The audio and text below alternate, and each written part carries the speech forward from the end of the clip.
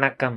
என் ஊர் என் உரையாடல் என்கின்ற ஒரு சிறிய தலைப்பினை தேர்ந்தெடுத்து உங்களிடத்திலே உரையாடவிருக்கிறேன். எங்க ஊர் திருநெல்வேலி மாவட்டம். இப்பொழுதும் அங்கு சென்றாலும் கூட எனக்கு ரொம்ப ரொம்ப மகிழ்ச்சி ஏற்படும். ஏனென்று சொன்னால், அங்கு நடக்கின்ற அந்த திருவிழாக்கள என்னால மறக்கவே முடியாது.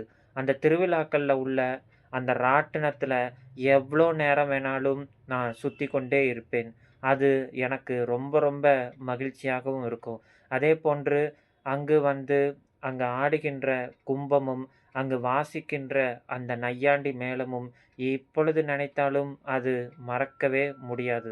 எவ்வளோ நேரம் வேண்டுமானாலும் அங்கு நின்று அதை பார்த்து கொண்டே இருக்கலாம். அவ்வளோ மகிழ்ச்சியாக இருக்கும். அதேபோன்று தான் அங்கு நமக்கு பயிற்றுவித்த ஆசிரியர்களையும், நாம் படித்த பள்ளிகளையும், நாம் சிறு வயதிலேயே செய்த குறும்புத்தனத்தையும், நாம் சிறு வயதிலேயே நம்முடன் விளையாடிக் கொண்ட நண்பர்களையும் என்னால மறக்க முடியாது. அதேபோன்று தான் எங்க ஊர்ல ஆறு உண்டு. அந்த ஆத்துக்கு போய் எவ்வளோ நேரம் வேணாலும் குளித்து கொண்டே இருக்கலாம். அது இப்பொழுது வரையும் நினைத்தாலும் கூட அந்த மகிழ்ச்சி திரும்ப கிடைக்குமா என்று தான் நான் சொல்லுவேன்.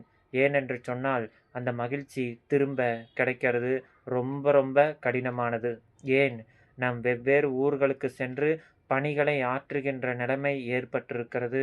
ஆனாலும் கூட நம் பிறந்த ஊரை நாம் என்றென்றைக்கும் மறக்கக்கூடாது. இப்பொழுது சென்றாலும் அங்குள்ள நினைவுகளை என்னால் மறக்க இயலாது. ஏன்? சிறு வயதிலேயே நமக்கு தாத்தா, பாட்டி சொல்லிக் குடுத்த கதைகளும், சொல்லிக் குடுத்த பாடங்களையும், அங்கு கற்றுக்கொண்ட அனுபவத்தாலேயும் தான் நாம் இன்றைக்கு வெவ்வேறு ஊர்களுக்கு சென்று தனியாக நின்று பணிகளை ஆற்றுகின்றோம் என்றால், அதற்கு நாம் பிறந்த ஊர் தான் காரணம் என்று சொல்வேன். அதனால தான் இன்றைக்கு ஒரு சிறிய தலைப்பிலே "என் ஊர் என் உரையாடல்" என்கின்ற ஒரு தலைப்பினை தேர்ந்தெடுத்து உங்களிடத்திலே உரையாடவிருக்கிறேன். அதனால நாம் பிறந்த ஊரை நான் என்றைக்கும் மறக்க மாட்டேன்.